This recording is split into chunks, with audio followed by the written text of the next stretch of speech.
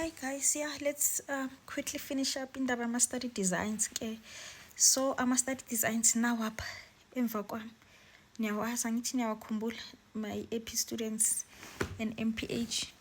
So study design we have mainly two groups of study design. Kuba observational and interventional studies. Observational studies is when the investigator doesn't interfere with anything in the people or the things that he is studying. But interventional studies it's when the investigator self imposes an investigational substance or whatever that is the population le ayistudishayo to see if it works or not. Ngala observational, we are observing on what is happening and determining the causes. We can do this and this and that, but we are not literally imposing anything on the population that we are studying. Whereas interventional is when we are imposing, like a clinical trial where we are testing the vaccine efficacy. When we are introducing a new drug, it must be tested first. And kuzoqala lab, clinical trials niyawazi ukuthi lab with the in vivo studies first. Kulelwanyana zakhona is being tested first. Izoba tested those rats and whatever that is till it passes before it comes to humans. Nakhona it's going to be tested. Then eventually we're going to have a drug the way everyone is taking a Panadol today. Before it got to be taken like that, it had to undergo interventional studies first. So we have two types of studies in broadly. Then I'm not going to talk much about interventional studies because this is beyond master scope. You are just taught on how it works and all of that, but we don't go in depth with it. We are mainly teaching you a lot about this because this is what is expected from you. This is what you are mainly, majority of masters people, they are conducting observational studies. I actually met one in my entire life who was conducting interventional study during her masters. Okay, observational studies, again, we have two groups, as you can see. At first, we have it descriptive, the one we just spoken about in previous video, as well as analytic. Again, observational studies, there's two groups, being descriptive studies as well as observational studies. Then with descriptive studies, we have a health survey. We have case series, case reports. We have ecological studies as well. Siyakwazi nokuba ne-cross-sectional descriptive. Cross-sectional can be in two, both descriptive and analytical. Ku-analytical sizoba ne-case control, sizoba ne-cross-sectional, sizoba ne-cohort. Right? Those three are mainly analytical. Then our case series, case report, again, cross-sectional can also be on the descriptive, right? So sikwazi ukuzihlukanisa kahle ke ukuthi i-descriptive has all the other three and then analytic. Let's quickly recap ukuthi how are they differing from each other. So qala ngama-case report. Ama-case report, remember ukuthi it's when each case is being presented, mainly an interesting case or a rare disease, something like that. The way we present a case ethize, normal like a group of cases that are similar.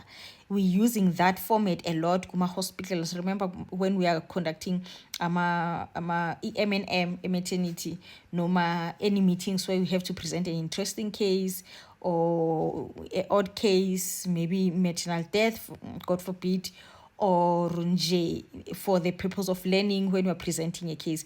That is a case series. Kuna case report, kuna case series kanjalo. And then sihambe sibene, we said number 2, apart from a case series, is going to be a cross-sectional. Cross-sectional is when we are actually looking at a disease occurrence. A cross-sectional, we are looking at exposure. Remember, with every study, you are defining, in every epidemiological study, you're going to define the exposure and an outcome first. You're going to decide who is going to be your study unit, and then you define your exposure and an outcome. As soon as you have defined that, then you go on to describe now the study design. So do you see these things, they fit into each other, they are interconnected. You need to be clear about one before you move on to the other.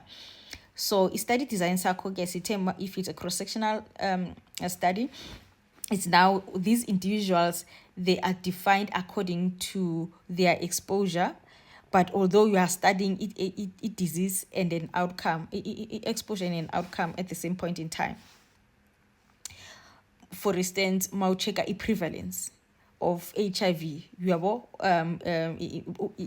magnitude of HIV or of syphilis, or prevalence of teenage pregnancy, for instance, or whatever that is seen of any problem, you would be conducting like a cross-sectional study where you are looking at both the exposure and an outcome at the same point in time.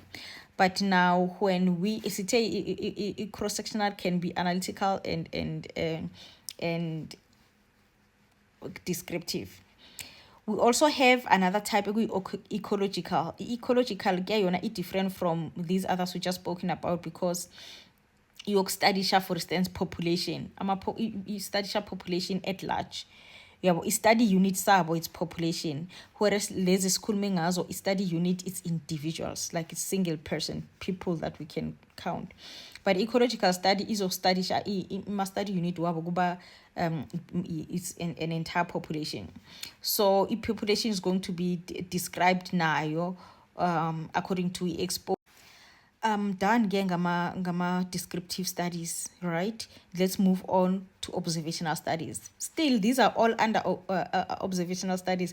I mean, we're moving on to analytical study.